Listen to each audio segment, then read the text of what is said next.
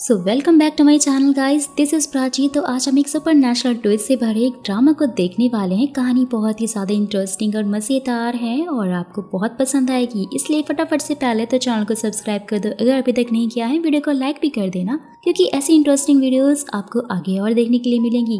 फिलहाल हमारी आज की कहानी में मेल लीड एक जज है और वो हेल से आई है जिसके पास कुछ बहुत सारी सुपर नेचुरल पावर हैं और उनको हेल से यहाँ पे भेजा गया है धरती पर कुछ टास्क पूरे करने के लिए। वो टास्क कौन से हैं, धरती पर वो कैसे आई है, ये जानने के लिए ड्रामा को पूरा जरूर देखना।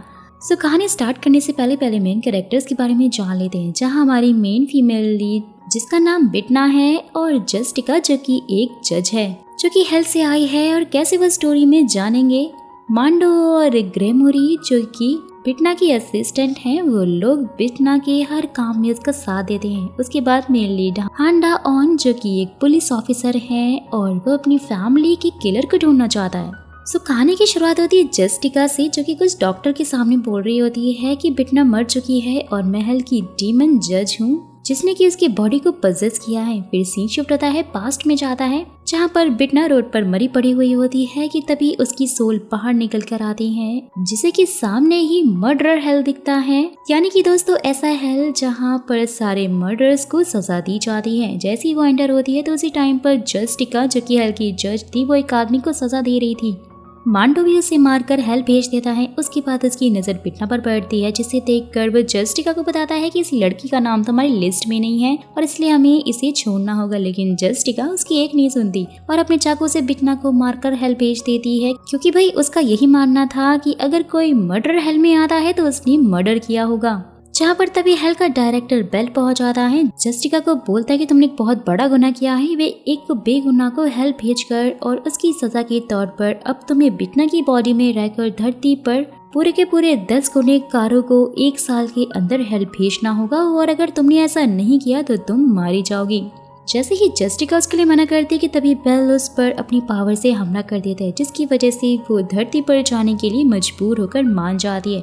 जैसे ही फिर वो बिटना की बॉडी के पास आकर उसके सर पर हाथ रखती है तो देखती है कि बिटना को किसी मास्क पहने वाले आदमी ने मारा था। तो उसके बाद वो उसकी बॉडी में घुस जाती है। सीन शिफ्ट होता है, प्रेजेंट में दिखाया जाता है जहां वो उसी एक्सीडेंट के बाद हॉस्पिटल में थी और उसे डिस्चार्ज किया जाता है। नेक्स्ट सीन में बिटना कोर्ट में होती है। ऑफिसर ऑन का केस देखती है जिसमें उसने एक आदमी को पकड़ा हुआ था लेकिन वो आदमी बेल पर छूट गया था और उसने ऑन पर केस कर दिया कि उसने उसे बहुत ज्यादा मारा है। बिटना तो अपने पूरे स्टाइल में होती है, काफी ज्यादा रिलैक्स लग रही थी। उसका पूरा केस पढ़ते जहाँ से पता लगता है कि वो आदमी एक फेमस कंपनी के ओनर का बेटा है और इसलिए उन्होंने ऐसा किया है। ये देख कर तो ऑन को वो छोड़ देती है। जिसके बाद ये बिटना भागती हुई बाहर आती है और ऑन भी उसके पीछे आता है जहाँ बिटना अपना जज वाला ड्रेस ऑन को देखकर कहकर चली जाती है कि ये मेरे ऑफिस में पहुंचा देना। और उसके बाद ये बिटना सीधा चर्च पहुंच जाती है जहाँ वो अंदर जाने के पहले ग्लासेस पहन लेती है क्योंकि भाई वो गॉड की मूर्ति की वजह से चर्च में देख जो नहीं पा रही थी।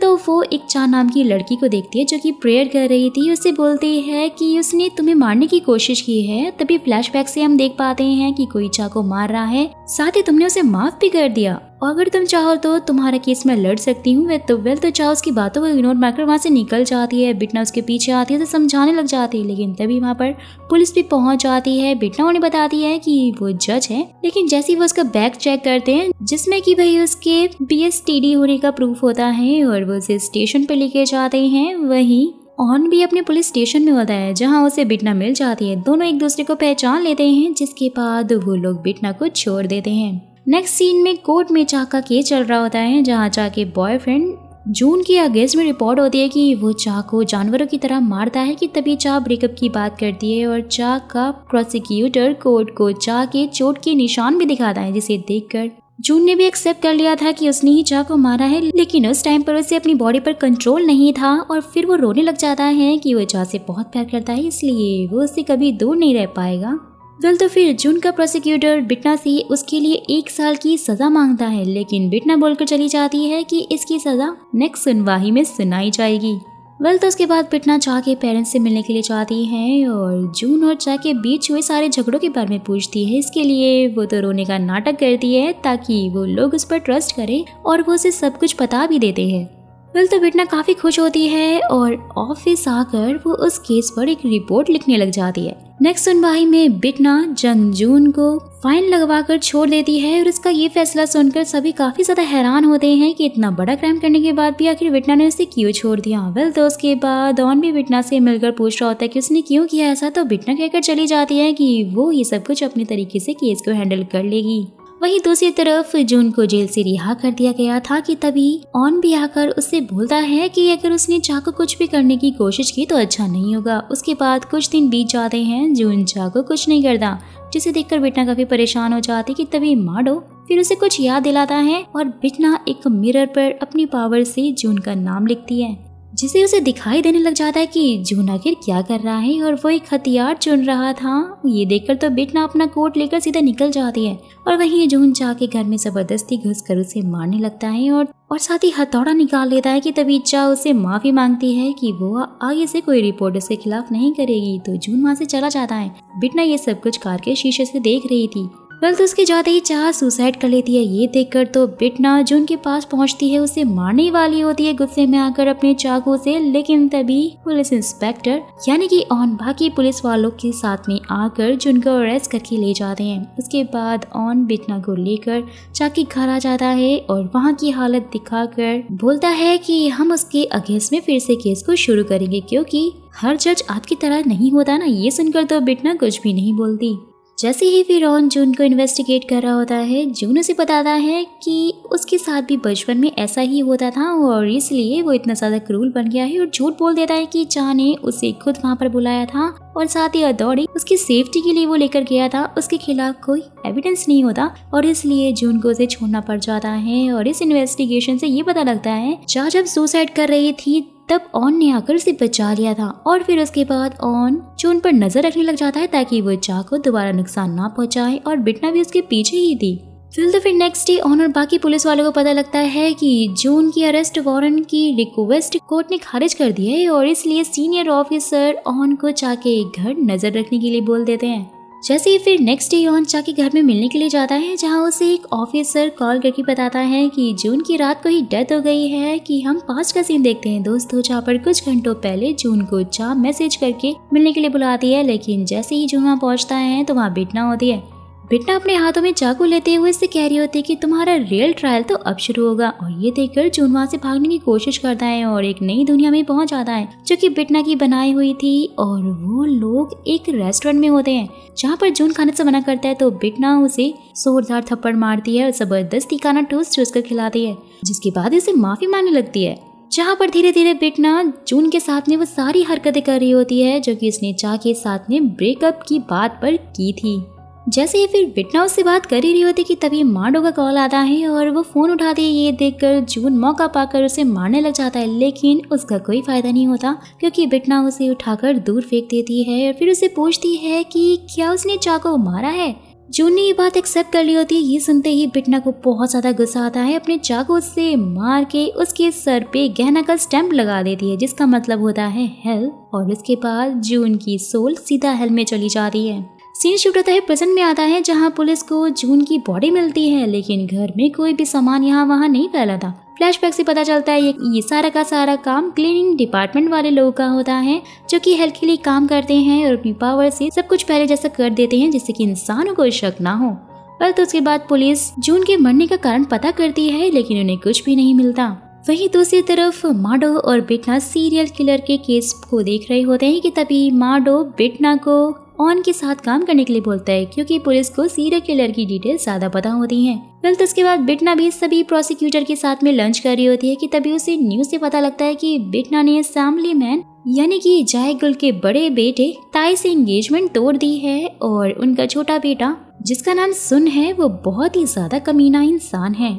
वेल तो फिर हम जायगुल और उनके दोनों बेटों को चीफ प्रोसिक्यूटर के साथ में डिनर करते हुए देखते हैं, जहां पर ये पता चलता है कि बिटना ने उस बुरे वाले एक्सीडेंट के बाद से अपनी मेमोरी खो दी है और इसलिए जायगुल प्रोसिक्यूटर को बिटना का ध्यान रखने के लिए बोलते हैं। लेकिन वो लोग तो ये जानते ही नहीं थे कि वो बिटना नहीं बल्कि जेस्टिका है।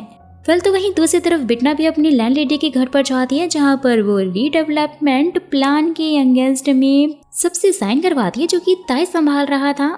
नेक्स्ट सीन में जब बिटना ऑन से मिलती है, सीरियल किलर की इन्फॉर्मेशन निकालने का वो ट्राई करती है, लेकिन ऑन उसे कुछ भी नहीं बताता क्योंकि ये सारी की सारी इन्फॉर्मेशन काफी सीक्रेट होती हैं और इसलिए बिटना ऑन को ड्रिंक्स देने लगती है और उसके बाद ऑन काफी ड्रंक हो जाता है। बिटना फिर उससे पूछती है और ऑन उसे बताने में लग जाता है, बोलता है कि मैं ही सीरियल किलर हूँ। तो बिटना को तो उस पर यकीन नहीं होता। साथ ही फिर ऑन उसे बताता है कि बचपन में उसने अपनी फैमिली को मारा था और वो बेहोश हो जाता है। सबको सुनते बिटना काफी शॉक थी। नेक्स्ट डे फिर ऑन बिटना से बोलता है कि रात को उसने जो कुछ भी कहा था ना वो सीक्रेट रखे। तो बिटना तो हंसने लग जाती है और अपने हल वाले चाकू से वो ऑन को मार देती है। कि तभी फ्लैशबैक में दिखाया जाता है जिसमें कि ऑन बचपन में जब खेलकर अपने घर वापस आता है तो उसकी माँ की डेथ बॉडी फ्लोर पर पड़ी हुई होती है और खूनी वहीं पर छुपा हुआ था। सीन शिफ्ट होता है, प्रेजेंट में आता है जहाँ पर हेल्थ से डायरेक्टर बेल बिटना के पास आता है। उसे बताता है कि तुमने फिर से एक बेगुनाह को मार दिया है जो कि भी जिंदा तो हो जाएगा, लेकिन उसके बदले में तुम्हें एक और सजा मिलेगी और अब तुम्हें 1 साल के अंदर 10 नहीं बल्कि 20 लोगों को हेल्प पहुंचाना होगा और वो भी सजा के तौर पर। सबको सुनते ही वो तो काफी शॉक भी हो जाती है और गुस्सा भी आ रहा होता है और तभी उसके सामने ऑन जिंदा हो जाता है। ये सब कुछ देखकर तो वो भी काफी हैरान था और उसे यकीन था कि बिटना ने उसे मारा था, लेकिन ये सब कुछ क्या हो रहा है वो काफी कंफ्यूज होता है। नेक्स्ट सीन में फिर बिटना एक रेस्टोरेंट में बैठकर माडो को सब कुछ बता रही होती है, जहाँ पर तभी उन्हें ग्रैमरी मिल जाती है जो कि कोई और नहीं बल्कि हल्की वार्डन थी। और ग्रैमरी बिटना को बोलती है कि उसे अब ऑन का मुंह हमेशा के लिए बंद करना होगा। वेल तो वहीं ताई को भी वो पेंशन मिल जाता है जो कि रीडेवलपमेंट प्लान के अगेंस्ट में था और वो उसमें बिटना का नाम देकर काफी शॉक हो गया था। यहाँ पर ऑन भी डॉक्टर से जाकर अपने माइंड का चेकअप करवाता है क्योंकि उसे यकीन नहीं हो रहा था कि उसके साथ में जो कुछ भी हुआ वो सच था या फिर एक भ्रम था, लेकिन डॉक्टर उसे बताते हैं कि वो बिल्कुल ठीक है। और फिर ऑन डॉक्टर से डेल्यूशन डिसऑर्डर का सर्टिफिकेट ही बनवा लेता है। फिर तो उसके बाद बिटना सीधा ऑन को मिलने के लिए बुला लेती, सब कुछ उसे बता देती कि वो एक डीमन है, लेकिन ऑन को यकीन नहीं होता। तो फिर बिटना अपनी पावर्स उसके सामने शो करती है जिसे देखकर वो काफी शॉक हो जाता है, वहाँ से चली जाती है। और वहीं हम एक फैमिली को कार से जाते हुए देखते हैं दोस्तों, जिसमें उनकी कार एक गलत टर्न की वजह से पानी में गिर जाती है, जहाँ पर यंग अपने बेटे जीहो को जल्दी से पानी से निकालकर बाहर लाती है और फिर अपने हस्बैंड को निकालने के लिए वो अंदर जाती है जो कि ड्रंक थे, लेकिन उनकी सीट बेल्ट ना खुलने के कारण उनकी डेथ हो जाती है। फ्यूनरल में जीहो की दादी यंग को अपने बेटे का कातिल कहने लग जाती हैं। जीहो को भी अपने साथ में लेकर जा रही होती है, लेकिन यंग उसे पकड़ लेती है। नेक्स्ट सीन में बिटना को कोर्ट में दिखाया जाता है जहां योंग ने जीहो की दादी पर केस कर दिया होता है कि उन्होंने जीहो को किडनैप करके अपने घर पर रखा हुआ है। ये देखकर दादी कोर्ट में चिल्लाने लग जाती है कि उन्होंने कोई भी गलती नहीं की है और ये सब कुछ देखकर बिटना उन्हें कोर्ट से बाहर जाने के लिए बोलती है कि तभी बाहर जाते हुए दादी भी योंग से बोलने लग जाती है कि मैं जानती हूँ कि तुमने मेरे बेटे को इंश्योरेंस मनी के लिए मार दिया है जैसे तुमने अपने पहले हस्बैंड को मारा था। सब कुछ सुनकर बिटना को ये केस काफी इंटरेस्टिंग लगता है जो कि सच में था भी। फिर तो उसके बाद बिटना योंग से मिलने के लिए जाती है जहाँ वो बिटना को बताती है कि जीहो उसके स्कूल में पढ़ता था और फिर एक दिन उसके डैड से वो मिली थी, हमने शादी कर ली थी, जिसकी बाद से मेरे हस्बैंड की माँ उन्हें छोड़ गई थी जब वो 5 साल के थे तब, लेकिन फिर अभी वो वापस आकर पैसों की मांग करने वाली हैं। और ये सब कुछ सुनकर तो बिटना वहाँ से जाने लग जाते कि तभी उसे वहाँ पर रॉन मिल जाता है जो कि उसे बताता है कि उसे जानना है कि बिटना ने आखिर उसे क्यों मारा था। नेक्स्ट डे फिर बिटना जीहो की दादी से मिलने के लिए निकली हुई होती है जहाँ ऑन भी उसके साथ जाता है। दादी के पास पहुँचते उन्हें पता लगता है कि दादी ने जीहो को अनाथ आश्रम में छोड़ दिया था और उसके बाद वो दोनों दादी के घर जाते हैं जहाँ एक घंटी की आवाज़ सुनकर ऑन घबरा जाता है क्योंकि वही बचपन में ऑन के घर में भी एक ऐसी घंटी लगी हुई थी। और उसके बाद जब वो अंदर आते हैं तो उन्हें जीहो अलमारी के अंदर बंद मिलता है। उसके बाद बिटना दादी से पूछती है कि आखिर उन्होंने योंग पर वो इल्जाम क्यों लगाए थे कि उसे तो बस आपके बेटे के इंश्योरेंस के पैसे चाहिए थे। तो जिससे दादी उन्हें सच बताते हुए कहती है कि उन्होंने योंग को बहुत बार दूसरे आदमियों के साथ में देखा था, यानी उसका बाहर भी काफी अफेयर चल रहा था। और एक दिन वो जीहो को भी घर पर अकेला छोड़कर चली गई थी। तो बिटना हंसने लगती है क्योंकि ये पुख्ता एविडेंस जो नहीं थे। कल तो उसके बाद बिटना जीहो से जाकर बात करती है और उसकी ड्राइंग देखने लगती है जहाँ उसकी एक ड्राइंग देखकर वो शॉक हो जाती है और उसके बाद उसके बारे में पूछती है तो वो बताता है कि उस कार एक्सीडेंट वाले दिन योंग ने सीट बेल्ट पर सुपर ग्लू लगा दिया था जिसकी वजह से बेल्ट नहीं खुल रही थी और जीहो के पापा की डेथ हो गई थी। यानी कि ये उसकी सोची समझी साजिश थी। सब कुछ ऑन भी सुन लेता है। उसके बाद ऑन बिटना से कहता है कि बच्चों की बात पर यकीन नहीं करना चाहिए क्योंकि वो कभी कभी गलत भी हो सकते हैं। कल तो ये देखकर बिटना कहती है कि बच्चे हार्ट के प्योर होते हैं और वो कभी झूठ नहीं बोलते, इसलिए मैं उनकी बात जरूर मानूंगी। सब कुछ देखते ही ऑन रोने लगता है क्योंकि बचपन में जो उसके साथ हुआ था उसकी बात किसी ने नहीं सुनी थी। वेल तो फिर नेक्स्ट डे बिटना योंग के केस को खारिज कर देती है और दादी और योंग को जियो के साथ में रहने के लिए बोलती है। उसके बाद योंग जियो को पानी के बाथ टब में डुबा देती है, उसे मारने की कोशिश करती है, जो कि सब कुछ बिटना ने मिरर में देख लिया होता है। उसके बाद बिटना योंग के पास जाकर जियो के बारे में पूछती है क्योंकि वो बाहर घूम रही थी, तो योंग झूठ बोल देती है कि वो तो घर पर सो रहा है, लेकिन बिटना हंस कर बोलती है और अपना चाकू निकालकर उसकी तरफ बढ़ती है कि तभी स्टोरी थोड़ी पास्ट में जाती है, जहाँ पर ऑन बिटना के साथ में ड्रिंक करते हुए बोल रहा होता है कि अब से मैं आपको परेशान नहीं करूंगा क्योंकि अब मुझे ये नहीं जानना है कि आपने मुझे क्यों मारा था। वेल तो उसके बाद बिटना ग्रैमरी और माडो को बताती है और वो परेशान होती है कि अब से ऑन उसके पास नहीं आएगा, जहाँ माडो से बोलता है कि शायद वो आपको प्यार करने लग गया है, तो ग्रैमरी बोलती है कि ऐसा तो हो ही नहीं सकता। और हाँ दोस्तों, अगर अपने मिशन के दौरान बिटना को प्यार हुआ तो इससे भी ज्यादा भयंकर उसे सजा मिल सकती है। वेल तो उसके बाद बिटना मिरर से योंग को देखने लग जाती है, जहाँ वो जियो को अपने साथ लेकर आई हुई थी, लेकिन दादी मना कर देती है। उसके बाद जियो रास्ते में एक बूढ़ी औरत की हेल्प करता है, जिसके लिए वो औरत जियो को एक ड्रिंक देते हुए कहती है कि इसे बड़े लोग पीते हैं। जियो भी वो ड्रिंक ले जाकर दादी को दे देता है, जिससे कि वो तो बेहोश हो जाती है और पता लगता है कि ये योंग ने उस लेडी को पैसे देकर करवाया था, यानी कि ये सब भी उसकी साजिश थी।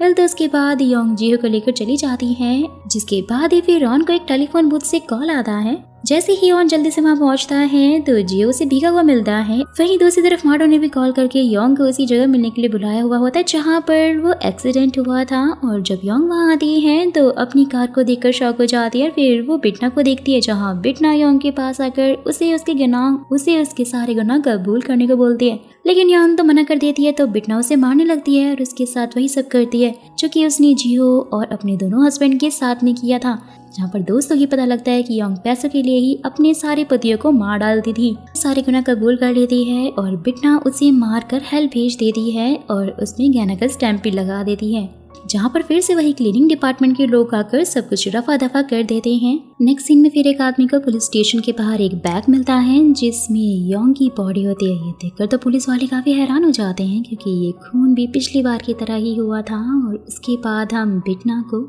जायगुल के घर पर डिनर पर देखते हैं, जहाँ उसकी बातों से बिटना को पता लग गया था कि उसकी फैमिली अर्जेंटीना में है। साथ ही यहाँ पर जायगुल बिटना को पॉलिटिक्स में आने के लिए भी बोल रहे थे, लेकिन बिटना ने साफ मना कर दिया था, वहाँ से चली जाती है।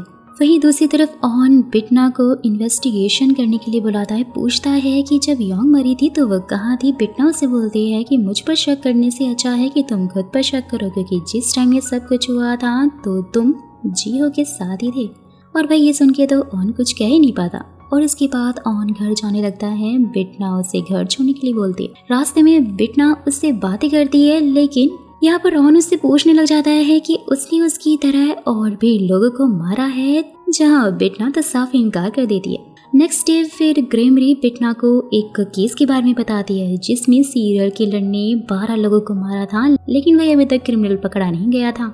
जहाँ पर बिटना ग्रैमरी के केस की और ज्यादा डिटेल्स निकालने के लिए बोलती है और वहीं ऑन क्राइम सीन पर जाकर एविडेंस ढूंढने लगता है, जहाँ पर उसे एक ड्रिंकिंग कैन मिलता है, जिसे देखकर उनको याद आता है जैसे कि इसकी हालत इतनी खराब है, पिचका हुआ है। बिटना ऐसे ही कैन को पिचका देती है। उसे लगने लग जाता है कि बिटना ने ही ये सब कुछ किया है। और इसके बाद ऑन बिटना के घर के सामने रूम रेंट पर ले लेता है और साथ ही बिटना से कहता है कि यह वो उसके बारे में सब कुछ जानना चाहता है, यानी उस पर नजर रखेगा। ये देखकर तो बिटना हंसने लग जाती है और उसकी हार्ट बीट ही तेज हो गई थी, जिसकी वजह से वो तो बेहोश हो जाती है। ये सब कुछ देखकर ऑन बिटना को जल्दी से हॉस्पिटल लेकर जाता है, जहाँ पर बिटना को थोड़ी देर में होश आ भी जाता है और उसकी सारी रिपोर्ट एकदम सही होती है। तो उसके बाद बिटना ऑन के साथ में घर आ जाती है, जहाँ बिटना की बहस उसकी बिल्डिंग में रहने वाली एक मिसा नाम की बूढ़ी औरत से होने लग जाती है, जहाँ मिसा ऑन को बिटना से दूर रहने के लिए बोलती है। सबको सुनते ही ऑन तो सोच में पड़ जाता है, बिटना के बारे में सोच रहा होता है। और वहीं बिटना भी माडो से कहती है कि वो असली वाली बिटना की डिटेल्स निकाल कर उसे दे, यानी कि उसकी सारी इन्फॉर्मेशन। तो माडो वहाँ से चला जाता है। उसके बाद ग्रेमरी बिटना को मिलने के लिए बुलाती है और इसलिए बिटना घर से निकलती है, लेकिन ऑन उसका पीछा करने लग जाता है, जहाँ पर भाई बिटना उसे पागल बनाकर मजा चखाकर वहाँ से चली जाती है। वही दूसरी तरफ ग्रेमरी भी बिटना को बताती है कि वीकेंड पर डीमंस की मीटिंग होने वाली है, जिसमें कि सभी लोग शैतान को पकड़ने का प्लान बनाने वाले हैं, जो कि हेल का एक बहुत ही इम्पोर्टेंट ट्रेजर यानी कि काइलूम को लेकर भाग गया है। और अगर शैतान और काइलूम आप बेल को दे दोगी तो हो सकता है कि आपकी सजा कम हो जाए। नेक्स्ट सीन में फिर बिटना, माडो और ग्रेमरी एक बिल्डिंग में जाते हैं, जहाँ पर रॉन भी घुस जाता है और एक रूम में पहुंच जाता है, जहाँ एक डीमन उसे मारने वाला होता है, लेकिन बिटना आकर उसे बचा लेती है कि ये मेरा ड्राइवर है, जो कि अभी नया नया डीमन बना है। तो वो दूसरा डीमन फिर रॉन को एक कहानी सुनाता है कि आज से 26 साल पहले लूसीफर एक एंजल था, जो कि डीमन बनकर हेल का राजा बन गया था, लेकिन फिर उसके नीचे वाले शैतानों को ये सब कुछ ठीक नहीं लगा और उसने बेल के साथ में मिलकर लूसीफर को लड़ाई के लिए ललकारा, लेकिन वो हार गया और हेल का ट्रेजर यानी कि काइलूम स्टोन लेकर वो वहाँ से चला गया, जो कि एक ऐसा स्टोन है जिसकी मदद से एक डीमन इमोर्टल बनकर ह्यूमन बॉडी में रह सकता है हमेशा के लिए, और हम सभी उसी स्टोन को ढूंढ रहे हैं। फिर तो उसके बाद सभी डीमंस वहाँ के गरीबों में खाना देते हैं, जहाँ ऑन उस डीमन से जस्टिका के बारे में पूछता है, तो वो डीमन उसे कहकर चला जाता है कि वो जस्टिका से दूर रहे, क्योंकि वो बहुत ज्यादा खतरनाक है। नेक्स्ट सीन में हम देखते हैं कि एक संग नाम का आदमी इमरजेंसी से कॉल करता है। जब पुलिस उसके घर पहुंचती है तो संग अपनी फैमिली की डेड बॉडीज के पास में बैठकर रो रहा होता है और उसे पता नहीं था कि आखिर ये सब कुछ किसने किया। तो उसके बाद जब पुलिस इन्वेस्टिगेट करती है तो कुछ भी पता नहीं लगता है, लेकिन फिर वो अलग अलग इंसान बनकर बोलने लग जाता है कि उसी ने अपनी फैमिली को मारा। यहाँ जहाँ पर ये पता लगता है कि संग को पर्सनालिटी डिसऑर्डर है और इंट्रोगेशन के बाद उसे लॉकअप में डाल दिया जाता है, जहाँ पर भाई किसी को समझ नहीं आता कि आखिर वो कर क्या रहा है। और वहीं बिटना को भी संग के केस के बारे में पता लगता है, तो वो माडो से उसकी डिटेल्स निकालने को बोलती है। उसके बाद माडो सारी डिटेल्स निकाल कर बिटना को देता है, साथ ही उसे बताता है कि उसे मल्टीपल पर्सनैलिटी डिसऑर्डर है। नेक्स्ट सीन में फिर बिटना चीफ प्रोसिक्यूटर से अपना ट्रांसफर उस कोर्ट में करवा लेती है जिसमें संग का केस होने वाला था। यहाँ बिटना कोर्ट में संग से सवाल करती है, जिसमें वो कुछ भी नहीं बोल पाता है। उसका वकील उठकर कहता है कि उसकी तबीयत ठीक नहीं है और इसलिए उसे कुछ भी याद नहीं है। तभी अचानक से संग की दूसरी पर्सनालिटी उसके वकील को ही मारने लग जाती है। ये देखकर बिटना कहकर चली जाती है कि संग के पहले हॉस्पिटल से चेकअप करवाया जाएगा, और उसके बाद बिटना रात को ग्रेमरी के साथ में हॉस्पिटल पहुंचाती है और संग को मारने वाली होती है, जहाँ पर ऑन बेड के नीचे उसका पैर पकड़ लेता है, क्योंकि ग्रेमरी ने लाइट ऑफ कर दी थी तो ऑन उसे देख नहीं पाता है। ये देखकर तो बिटना वहाँ से जल्दी से ग्रेमरी के साथ में निकल जाती है और उसके बाद बिटना घर पहुंचती है तो ऑन उसका वेट कर रहा होता है। तो सवाल करता है कि आखिर वो संग को मारने क्यों गई थी, जहाँ पर फिर बिटना भी उसे बोलते कि ये प्रूफ करने के लिए तो उसे सबूतों की जरूरत होगी कि वो वहाँ पर थी। तो फिर नेक्स्ट डे बिटना फिर से संग से कोर्ट में पूछ रही होती है कि क्या उसने अपनी फैमिली को मारा है। संग फिर से रोते हुए कहता है कि उसे कुछ भी याद नहीं है कि तभी बिटना अपना फैसला सुनाने वाली होती है, जहाँ पर ऑन वहाँ संग के अगेंस्ट में प्रूफ लेकर आता है, जिसमें एक रिकॉर्डिंग थी जो कि उसके बेटे ने की होती है। बिटना तो उस रिकॉर्डिंग को खारिज करने की कोशिश करती है, लेकिन ऑन कोर्ट में उसे फटाक से ऑन कर देता है, जिसमें संग की आवाज आ रही होती है कि उसी ने अपनी फैमिली को मारा है। ये सब कुछ देखकर बिटना को काफी गुस्सा आता है। संग के पास अगर वैसे फिर से पूछती है कि क्या उसे अभी भी अपना क्राइम एक्सेप्ट नहीं करना है, तो संग यहाँ पर बिटना का गला दबाने लग जाता है। ये देखकर बिटना फैसला सुना दी है कि संग की तबीयत खराब है और इसलिए उसे 2 साल की सजा दी जाएगी और साथ ही उसका इलाज भी चलेगा। वही दूसरी तरफ पुलिस वाले संग को लेकर जा रहे होते हैं कि तभी बिटना ग्रेमरी की हेल्प से संग को किडनैप करवा लेती है। उसके बाद फिर रॉन बिटना से अगर पूछता है कि आखिर संग है कहाँ पर, तो बिटना कहकर जाने लग जाती है कि उसे नहीं पता, और क्योंकि भाई उस टाइम पर तो वो कोर्ट में थी और इसलिए वो नहीं जानती। लेकिन भाई यहाँ अपना हीरो काफी स्मार्ट था। बिटना के दरवाजे पर कुर्सी रखकर बैठ जाता है ताकि वो जा ना पाए। वेल तो जब बिटना रेस्ट कर रही होती है, यहाँ पर ऑन को एक परछाई दिखाई देती है। उसे डाउट होता है तो वो उससे बात करने की कोशिश करता है और बिटना भी उससे बात करने लग जाती है। साथ ही वो तो वहाँ से उसे जाने के लिए बोलती है, लेकिन गाइस ये पता लगता है कि वो कोई और नहीं बल्कि मांडो है, जो कि बिटना बन के बैठा हुआ है। यानी कि ये लोग ऑन को धोखा देने की कोशिश कर रहे थे। फिर तो वही संग के पास बिटना पहुंच गई थी। उसका रियल ट्रायल शुरू करती है और उसके साथ में भी वही सब करती है जो कि इसने पहले किया था। संग से वो पूछ रही होती है कि क्या उसने अपनी फैमिली को मारा है, तो संग कहता है कि हाँ मैंने ही मारा है और अब मैं तुम्हें भी मार डालूंगा। वेल तो वो बिटना से लड़ रहा होता है, लेकिन इसका कोई फायदा नहीं होता। जैसा कि हम जानते हैं कि बिटना उसका अच्छा खासा बैंड बजा देती है और फिर उसे मार के सीधा हेल भेज देती है कहने का स्टैंप लगा के।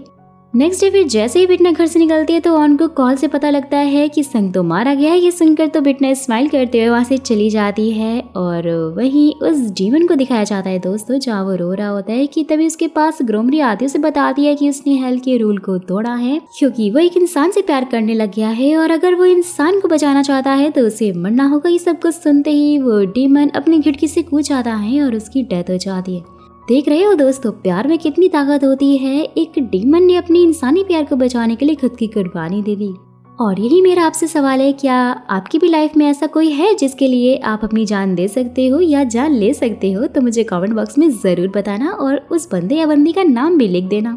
100% मैं आपको रिप्लाई करूंगी क्योंकि मुझे आप लोग के कमेंट्स पढ़ना बहुत ही अच्छा लगता है।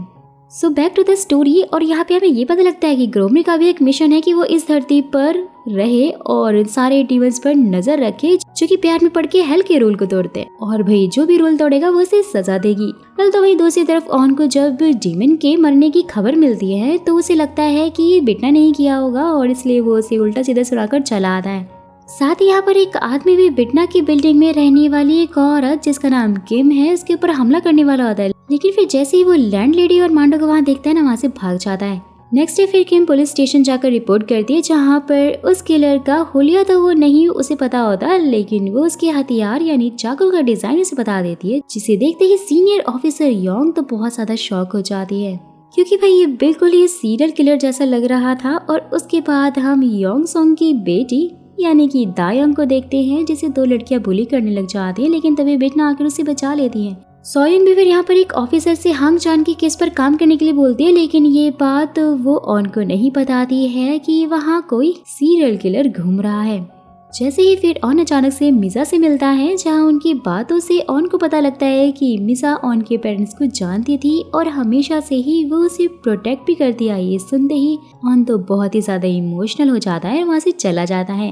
नेक्स्ट डे फिर सभी बिल्डिंग वाले हाइकिंग पर जा रहे होते हैं, जहाँ पर ऑन बिटना को बता रहा होता है कि बचपन में जब वो बाहर खेल रहा था तब किसी ने आकर उसकी पूरी फैमिली को मार डाला, जिसके बाद से मुझे सोयोंग ने ही पाला है, यानी कि वो बिल्कुल मेरी मॉम की तरह है। और वो दायोंग को बचाने के लिए उसे थैंक्स बोलता है क्योंकि दायोंग दोस्तों सोयोंग की बेटी है, जैसा कि मैंने आपको पहले बताया था, और इसीलिए वो उसे अपनी बहन की तरह ही मानता है।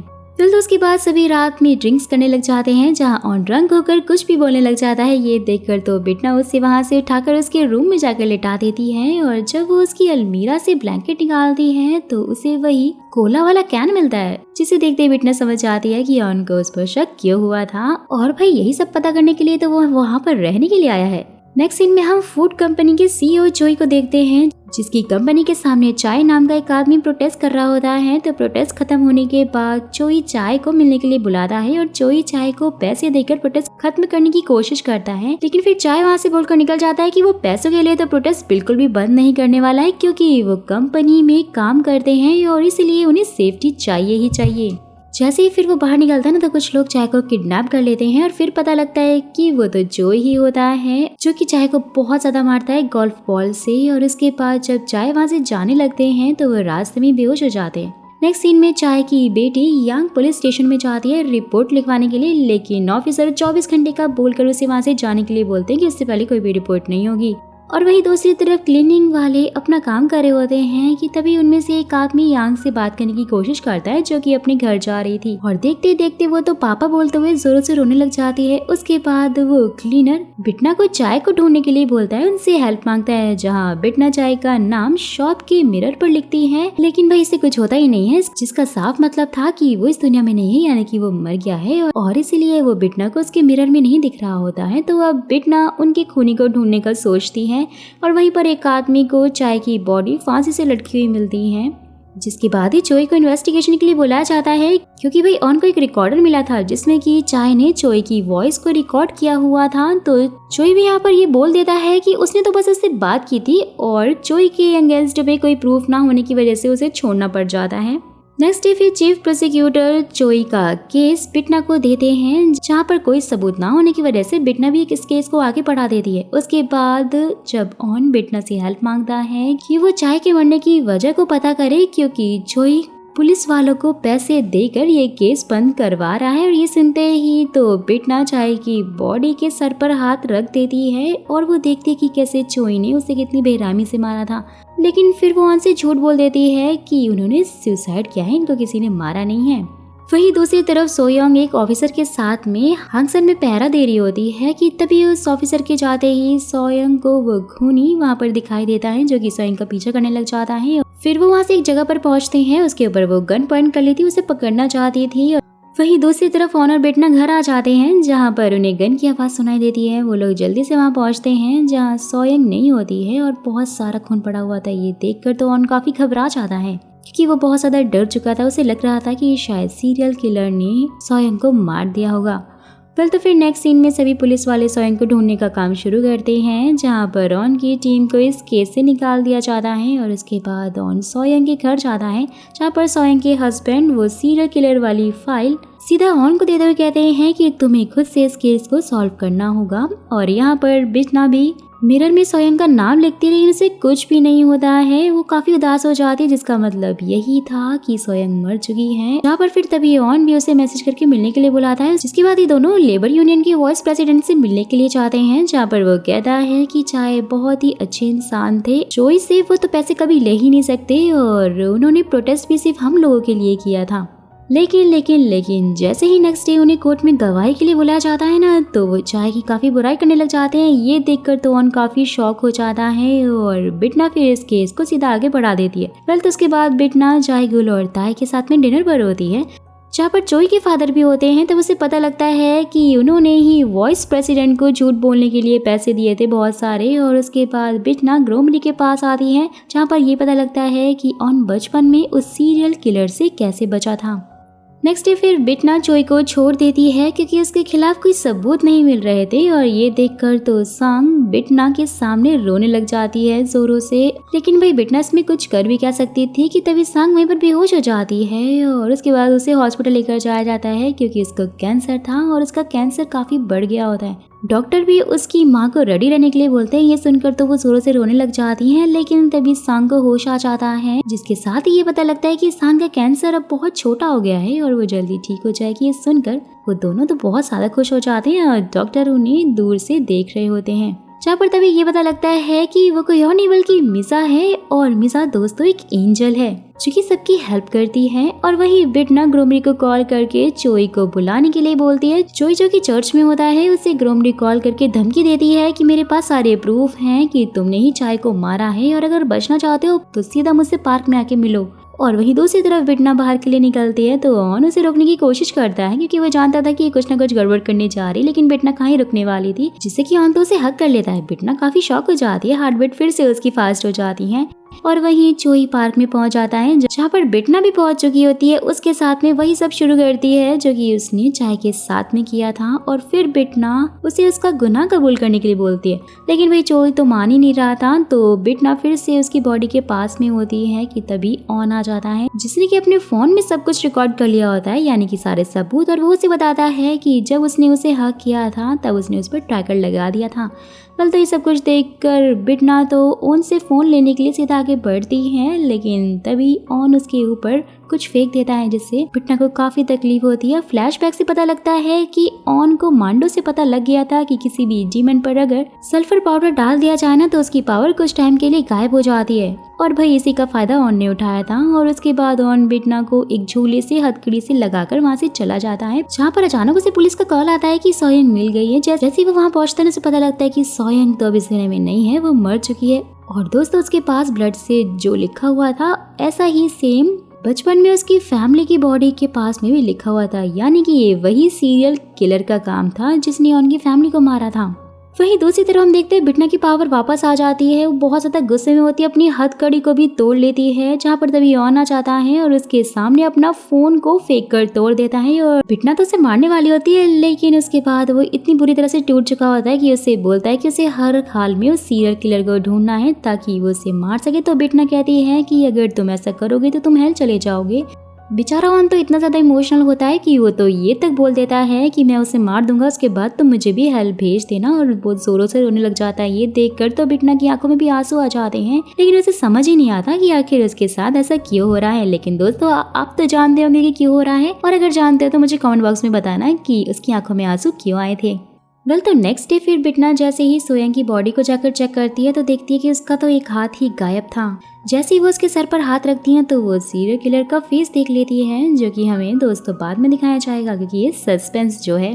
वेल तो उसके बाद सोयंग का फ्यूनरल कर दिया जाता है, जहाँ पर रॉन अपनी स्पीच में कहता है कि वो उस खूनी को ढूंढकर मार डालेगा, उसे जिंदा नहीं छोड़ेगा। और इसके बाद यहाँ पर बिटना भी सोच रही होती है कि आखिर उसकी आंखों में आंसू क्यों आए थे, और वो भी उस ऑन की वजह से। इसीलिए वो अपनी आंखें टेस्ट करवाती है, लेकिन वो तो बिल्कुल ठीक होती हैं। वहीं दूसरी तरफ ऑन की टीम में एक न्यू ऑफिसर जिसका नाम मुंजा है, उसकी एंट्री होती है। मुंजा साउंड्स लाइक मुंजे है ना, तो ये एक साउथ की मूवी है, और अगर आपने देखी है तो मुझे कमेंट बॉक्स में यस लिख के बताइएगा। बिटना फिर क्लीनर को सोयंग का फोटो देते हुए उसे हेल्म में ढूंढने के लिए बोल देती है, साथ में ही ऑन की फैमिली को भी वहाँ पे ढूंढने के लिए कहती है। और उसके बाद बिटना और रॉन सीरियल किलर की फाइल पढ़ने लग जाते हैं कि जिससे कि उन्हें कोई सबूत मिल सके। और ऑन बताता है कि जब वो बचपन में घर आया था तब उसके पूरे घर में खून के अलावा और कुछ भी नहीं था। सब कुछ देखते ही बिटना की आंखों में फिर से आंसू आने लग जाते हैं। ये देखकर मांडो ये बात ग्रोमरी को बता देता है, और उसके बाद रात को जब मिजा बिटना से मिलती है तो उसे बता देती है कि वो एक एंजल ग्रेवियल है जो कि अच्छे और गरीबों की हेल्प करने के लिए धरती पर आई है। तो बिटना को वो बताता है कि वो हमेशा से ही ऑन को प्रोटेक्ट करते आया है, लेकिन अब वो उसे प्रोटेक्ट नहीं कर सकता है क्योंकि ऑन अब किसी और को मारना चाहता है, और इसलिए तुम्हें ही उसे प्रोटेक्ट करना होगा। यानी कि ये कहानी तो कुछ ज्यादा ही इंटरेस्टिंग मोड़ लेने वाली है। नेक्स्ट डे सुनहो नशे में बहुत तेजी से गाड़ी चलाकर कुछ बच्चों की तरफ बढ़ रहा होता है, जिसे कि मिजा देख लेती है, और रास्ते में वो बहुत सारा कचरा गिरा देती है, जिसे कि सुनहो की गाड़ी मुड़ जाती है और मिजा उन बच्चों को बचा लेती है। यानी कि एंजल ने उन मासूम बच्चों को बचा लिया होता है। और वहीं ऑन की टीम का एक ऑफिसर उसे लड़ने लग जाता है क्योंकि वो बिटना को बचाने की कोशिश कर रहा था, क्योंकि उनकी टीम को उस पर गहना वाले मर्डर केस में उसी का हाथ होने का शक था।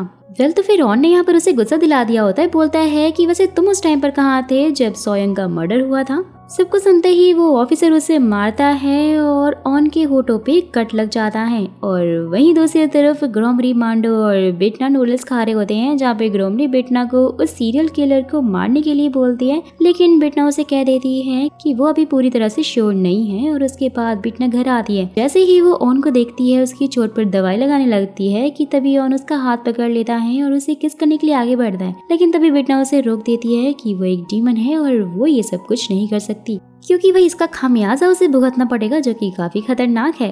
वेल तो नेक्स्ट डे कोर्ट में सुनहो का केस होता है हाई स्पीड कार को ड्राइव करने पर। तो बिटना उससे पूछ रही होती है कि क्या जो इल्जाम उस पे लगे हैं क्या वो एक्सेप्ट कर रहा है, जहाँ पर सुनहो भी एक्सेप्ट कर लेता है कि वो ड्रग्स लेकर कार ड्राइव कर रहा था। कि तभी बिटना उसके पास आकर उसके फेस को पकड़कर उसकी आंखें देखती है और उसे पता लग जाता है कि सुनहो ने ही सोयोंग को चाकू मारा था। और सब कुछ देखकर सुनहो भी काफी डर जाता है और बिटना केस को यहीं पर क्लोज कर देती है। वहीं दूसरी तरफ ऑन और मुंजा एक रेस्टोरेंट में सीसीटीवी चेक करने के लिए जाते हैं, जिसमें उस रिवर तक जाने वाले का पता लगाया जा रहा था। और ये देखकर तो ऑन चालाकी से उन रिकॉर्डिंग्स को सीधा ही डिलीट कर देता है, क्योंकि उसमें बिटना की कार रिकॉर्ड जो हो गई थी। लेकिन भाई मुंजा को ये पता लग जाता है और इस बात को छुपाने के लिए वो ऑन को एक काम करने के लिए बोलता है। नेक्स्ट सीन में मुंजा ग्रोमरी के पास आ जाता है, उसे बता देता है कि ऑन बिटना का सारा सच जानते हुए भी उसे बचा रहा है। तो ग्रोमरी बोलती है कि तो फिर तो ऑन को ही मारना होगा। ये सुनते ही मुंजा तो हंसने लगता है। अब भाई ये दोनों मिले हुए हैं, इनका क्या सीन है ये तो खैर हमें आगे स्टोरी में पता लगेगा। नेक्स्ट सीन में ग्रोमरी को एक रिचुअल करते हुए दिखाया जाता है, जिसमें वो बेल को बुला लेती है और उसे बताती है कि अब ऑन बिटना के काम में काफी ज्यादा अड़चन पैदा कर रहा है, उसे मरना होगा। कि तभी बेल वहाँ पर एक डीमन जिसका नाम साइमन है उसको बुलाता है, जहाँ हमें फ्लैशबैक से पता लगता है दोस्तों मुंजा जब मरा था तब साइमन ने उसकी बॉडी पर कब्जा कर लिया था, यानी कि वो मुंजा नहीं बल्कि साइमन है। और वहीं ऑन बिटना को बताता है कि मुंजा उसे वीडियो के लिए ब्लैकमेल कर रहा है। तो बिटना मुंजा से मिलती है और उसे बोलकर चली जाती है कि तुम्हें उस वीडियो के साथ में जो कुछ भी करना है ना करो, लेकिन बस ऑन को ब्लैकमेल करना छोड़ दो। ये सुनते ही तो मुंजा हंसने लग जाता है। नेक्स्ट डे फिर बिटना सुनो को सजा सुनाती है और उसे 2 साल की सजा और कुछ फाइन देकर उसका ये केस क्लोज कर देती है। उसके पास सुनहो खुद को ही बेल पर छुड़वा देता है और एक तिजोरी से चाकू निकालता है। वही चीफ प्रोसिक्यूटर बिटना को 1 महीने के लिए सस्पेंड भी कर देते हैं क्योंकि उसके खिलाफ पेपर्स में आर्टिकल निकला था जिसमें लिखा था वो ठीक से अपना जजमेंट नहीं कर पाती है। और उसके बाद बिटना, मांडो और ऑन उस केस पर सबूत ढूंढ रहे होते हैं जहां पर उन्हें कुछ भी नहीं मिलता है और ये पता लगता है कि वो किलर तो अपने साथ में उन्हें मार के बॉडी पार्ट्स ले जाता है। सब कुछ पढ़कर बिटना को याद आता है कि ये काम शैतान का ही हो सकता है क्योंकि उसे बॉडी चेंज करने के लिए इंसान की बॉडी और काइलम की जरूरत पड़ती है, जिसके बाद ही वो सभी विक्टिम की फैमिली से मिलने का डिसाइड करते हैं।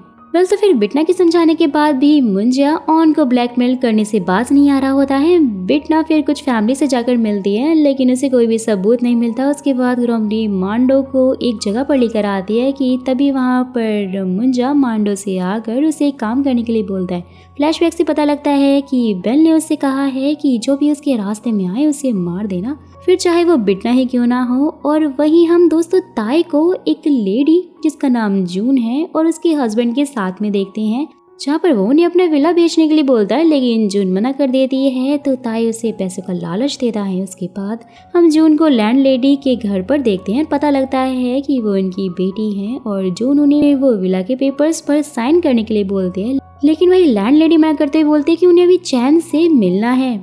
जहाँ पर फिर जून भी बोलकर चली जाती है कि आपको मुझसे ज्यादा अपने मरे हुए बेटे की पड़ी है। फिर जून के जाने के बाद बिटना और ऑन उस लैंड लेडी से मिलने के लिए आते हैं जहाँ पर पता लगता है कि सीरियल किलर ने चैन को भी मार डाला था, यानी उनके बेटे को।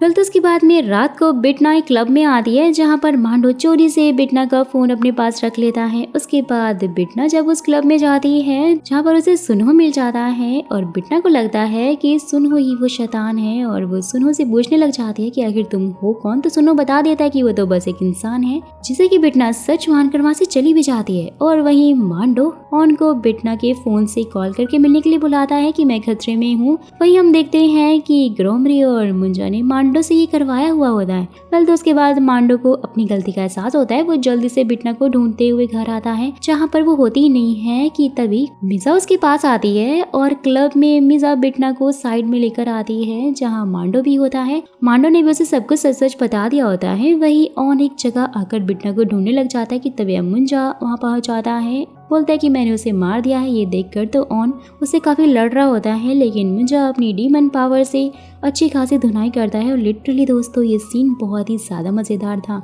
जहाँ पर तभी बिटना पहुंच जाती है और मुंजा को अच्छे से धोना शुरू कर देती है, यानी कि वो भी उसकी अच्छे से पिटाई लगा देती है। उसके बाद बिटना और मुंजा में जबरदस्त लड़ाई हो रही होती है जहाँ दोनों ही अपनी मैजिकल वेपन से एक दूसरे पर अटैक करते हैं और एंड में फाइनली बिटना मुंजा को मार देती है।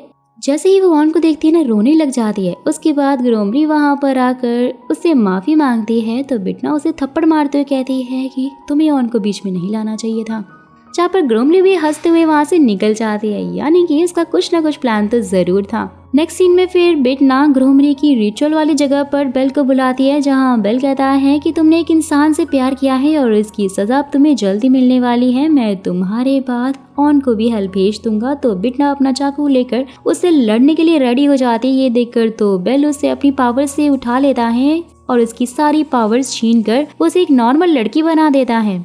वहीं दूसरी तरफ ऑन को इन्वेस्टिगेशन में बुलाकर पूछा जाता है कि मुंजा आखिर कैसे मरा। तो ऑन बोलकर चला जाता है कि वो तो कुछ भी नहीं जानता इस बारे में। और उसके बाद ऑन ये बात जाकर बिटना को बता देता है तो बिटना उससे कहती है कि उसे सुनो पर शक है कि वो शैतान है और साथ ही सीरियल किलर जे है।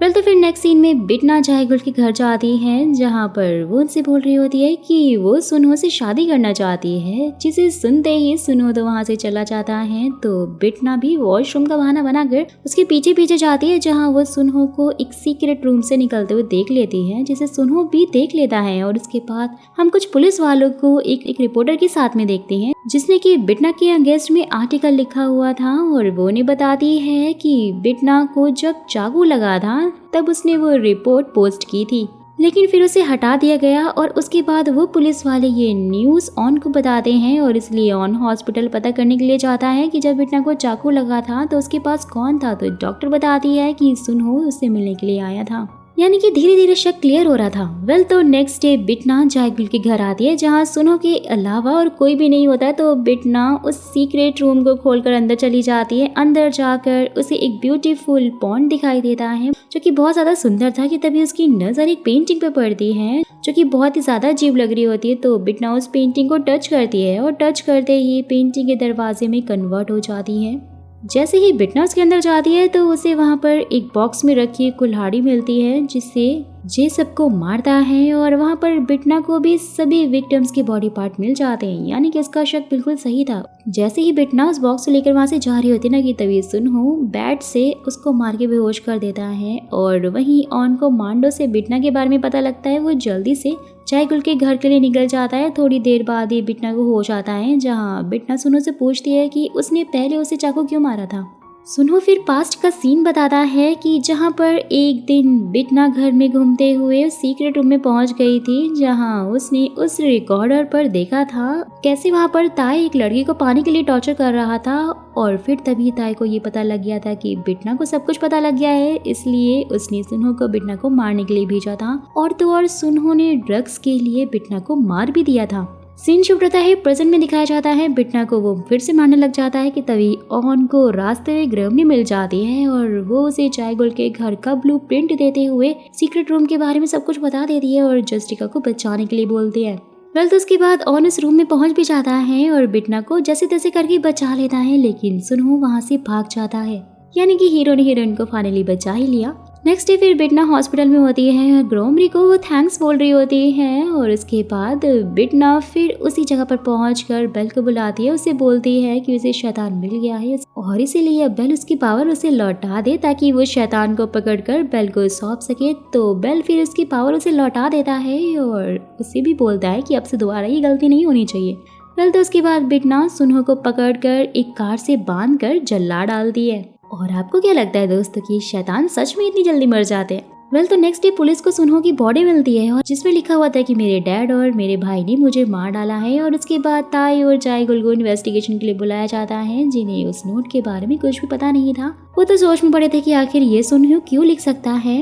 वेल तो फिर जायगुल सुनहो यानी अपने बेटे का फ्यूनरल कर देता है। वहीं दूसरी तरफ पुलिस वालों को भी बॉडी के पोस्टमार्टम से पता लगता है कि वो तो सुनहो की थी ही नहीं, यानी कि कुछ तो गड़बड़ था कि तभी वहाँ पर सुनहो पहुंच जाता है। और अब स्टोरी 4 दिन पीछे दिखाई जाती है, यानी फ्लैशबैक में दिखाई जाती है जहाँ पर बिटना उनको मिलने के लिए बुलाती है और उसको बता रही होती है कि सुनहो के पास जे के अगेंस्ट में सारे के सारे सबूत हैं। और फ्लैशबैक में हम देखते हैं कि बिटना ने तो सुनहो को मारा ही नहीं था और वो सुनहो से पूछ रही होती है कि खूनी आखिर है कौन, ताई है या फिर जेयुल। सुनो तो उसे कुछ भी नहीं बताता है क्योंकि उसे लग रहा होता है कि वो लोग शायद उसकी माँ की तरह उसे भी मार देंगे। जिससे कि फिर बिटना उसे बोलते कि तुम पुलिस को सरेंडर कर दो, तुम्हारी मॉम का बदला हम लोग ले लेंगे। लेकिन भाई सुनो को तो यकीन नहीं हो रहा होता है, इसलिए बिटना उसके सामने कंडीशन रखती है कि वो जायगुल को हेल्प के लिए कॉल करके बुलाए और अगर उन्होंने उसकी हेल्प करी सुनो को वो छोड़ देगी। और ये सुनते ही वो फटाफट से ताई को कॉल करता है जहाँ पर फिर ताई अपने कुछ बंदों को उसे लेने के लिए भेजता है, लेकिन वो लोग सुनहो को कार में ही मारने लग जाते हैं जहाँ पर तभी बिटना और उसकी गैंग आकर उसे बचा लेते हैं। और फिर बिटना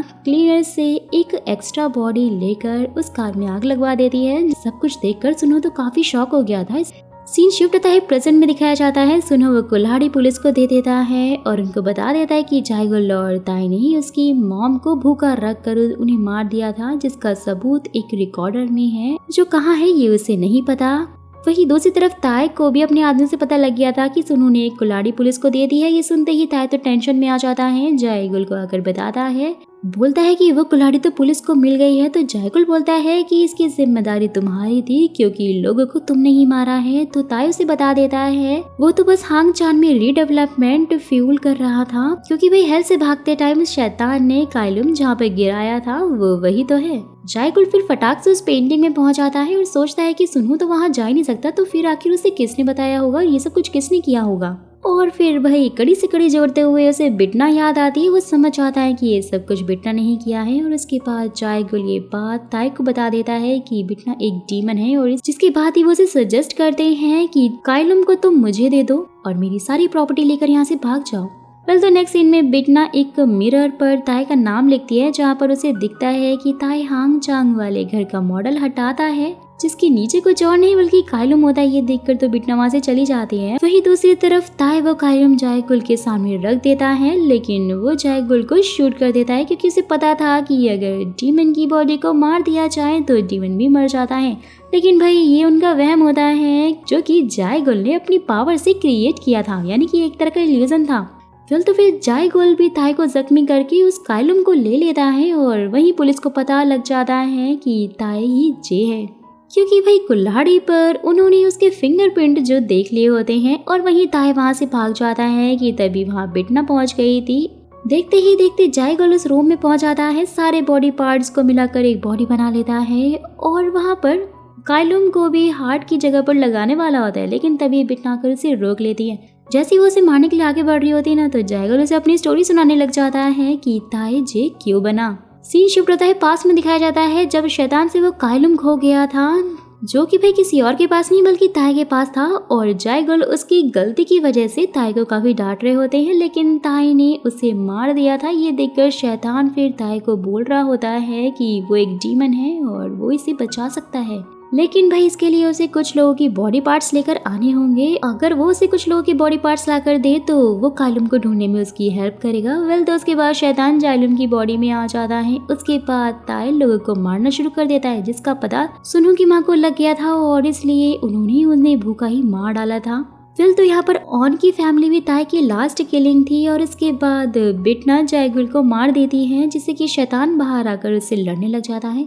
जबरदस्त इनकी फाइट होती है, लेकिन बिटना उस पर भारी पड़ने लग जाती है और फटाक से कायलुम को उसकी तरफ फेंक देती है, जहां शैतान उसे पकड़ लेता है कि तभी बिटना उसे चाकू मार देती है, जिससे कि हेल का गेट फिर उस शैतान को अपने अंदर खींच लेता है। और उसके बाद बिटना ऑन को मैसेज करके बताती है कि ताई समंदर के रास्ते से भागने वाला है। वहीं दूसरी तरफ ताई भी बोट लेकर भाग रहा होता है कि तभी ऑन पहुंच जाता है और ताई की बैंड बजाने लग जाता है, जहां वो ताई को मारने वाला होता है। लेकिन वहां पर तभी सोयंग की बातों से याद आती है कि ये सारा काम पुलिस का है, क्रिमिनल को पकड़ना, उन्हें सजा देना तो जज का काम ही है और यही इसलिए ऑन फिर उसे अरेस्ट कर लेता है। नेक्स्ट डे फिर ये केस बिटना को दिया जाता है, जहां कोर्ट में जाने से पहले बेल उसे मिलने के लिए आता है। उसे बोल रहा होता है कि शैतान और कायलुम के बदले उसके सारे गुनाह माफ हो चुके हैं, लेकिन उसके बावजूद भी उसे सिर्फ एक काम करना है और वो ये है कि उसे ताई को छोड़ना पड़ेगा और उसे खुद सजा देनी होगी, यानी कोर्ट में उसे सजा नहीं मिलनी चाहिए। तो बिटना कोर्ट में जाकर कह देती है कि इस केस का कोई भी ट्रायल नहीं होगा, क्योंकि सुनहो जो कि वहाँ पर विटनेस के तौर पर आने वाला था, किसी ने उसे जेल में मारने की कोशिश की है। तो उसके बाद ऑन सुनहो से मिलने के लिए हॉस्पिटल जाता है, जहाँ वो फिर से गवाही के लिए जाने से मना कर देता है, क्योंकि इसे पता था कि ये हमला ताई ने ही किया है। जिसके बाद ही ऑन फिर बिटना से मिलने के लिए जाता है, जहाँ पर बिटना भी उसे बता देती है कि जब वो ताई से उस रिकॉर्डिंग के बारे में पूछने के लिए गई थी, उसने उसे मास्टरपीस कहा था और उसमें और भी किलिंग के सबूत होंगे।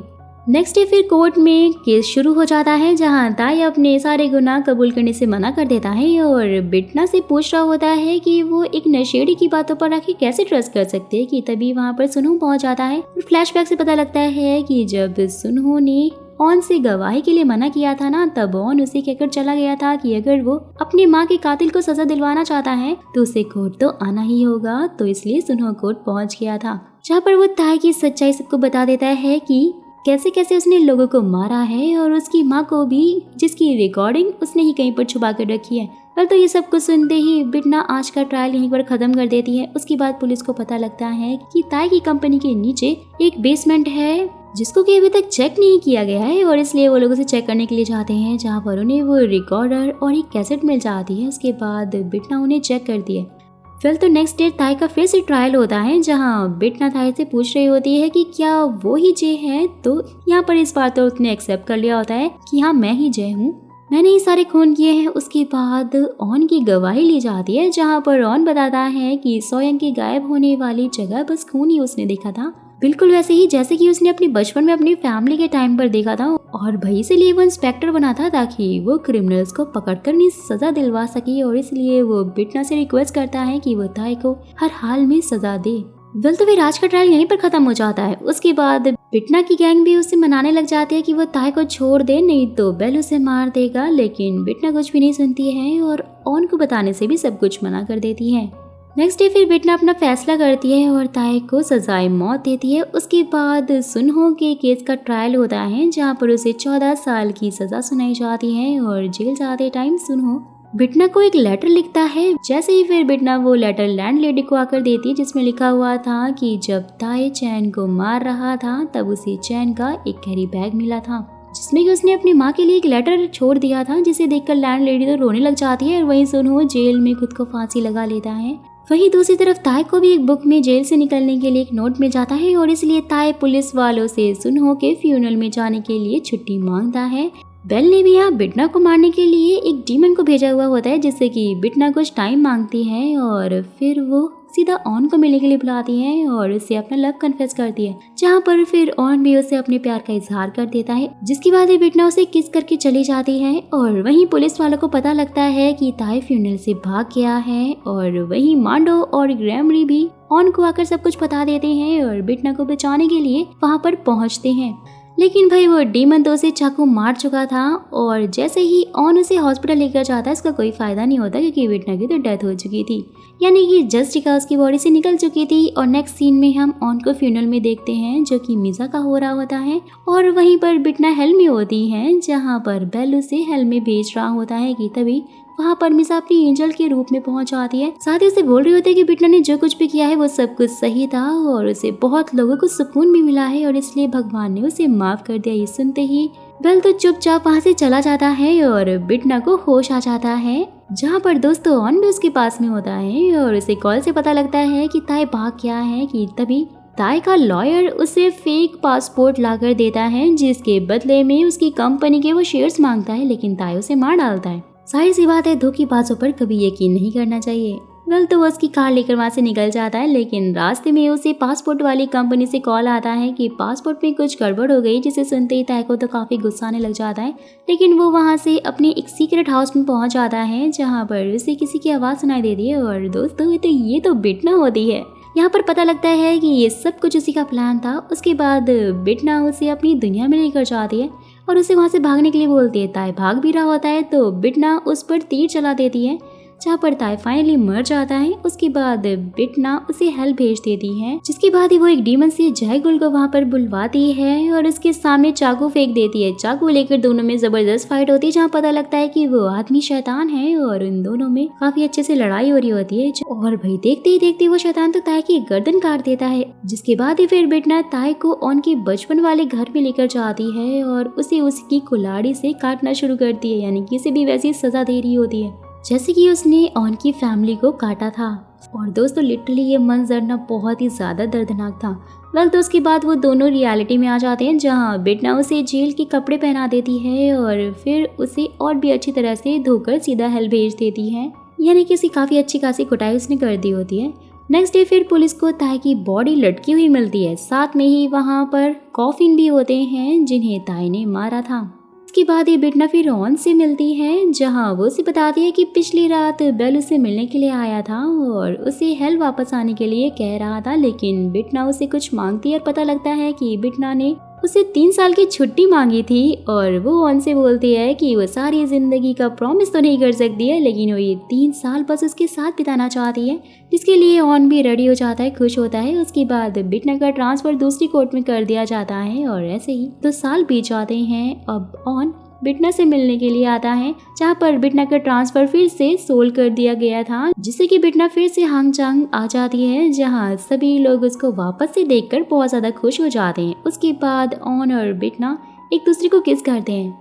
नेक्स्ट सीन में फिर बिटना कोर्ट के लिए रेडी हो रही होती है कि तभी बेल आकर उसे एक ऑफर देता है जो कि लूसीफर ने भेजा था। वो उसे बोल रहा होता है कि इस बचे 1 साल के अंदर अगर तुम 10 गुनहगारों को हल भेज दोगी तो हमेशा के लिए धरती पर इंसान बनकर रह सकती हो, जिसका फैसला करने के लिए उसे बोलकर वहाँ से चला जाता है। उसके बाद बिटना ये सब कुछ ऑन को आकर बताती है, जहाँ वो उसे कहती है कि मैं हमेशा तुम्हारे साथ रहना चाहती हूँ, लेकिन अब उसके लिए मुझे फिर से सारे गुनहगारों को पहले छोड़ना होगा और फिर उन्हें मारना होगा, जो कि अब मैं नहीं कर सकती हूँ। तो ऑन उसे बोल रहा होता है कि तुम जो चाहे करो, क्योंकि मैं हमेशा तुम्हारे साथ हूँ। और उसके बाद बिटना को हम एक ट्रायल में देखते हैं दोस्तों, जहाँ पर विक्टिम की माँ बहुत ज्यादा रो रही होती है और क्रिमिनल उनसे कहता है कि वो लड़की अभी तक जिंदा है और इसलिए जब मर जाए तुम लोग मुझे तब पकड़ लेना। कल तो ये सब को सुनते बिटना को गुस्सा आ जाता है और उस कोला की कैन को वो फिर से पिचका देती है, और जिससे कि साफ हो जाता है कि इसका सीजन 2 भी आने वाला है। और अगर आप चाहते हो कि इसका सीजन 2 आए और मैं उसे एक्सप्लेन करूँ तो मेरे कमेंट बॉक्स को नेक्स्ट सीजन सून से भर दीजिएगा। और अगर आपको मेरा काम थोड़ा सा भी पसंद आए, मेरी मेहनत इतनी अच्छी लगी है, तो छोटा सा कमेंट करके नाइस वर्क जरूर लिख देना।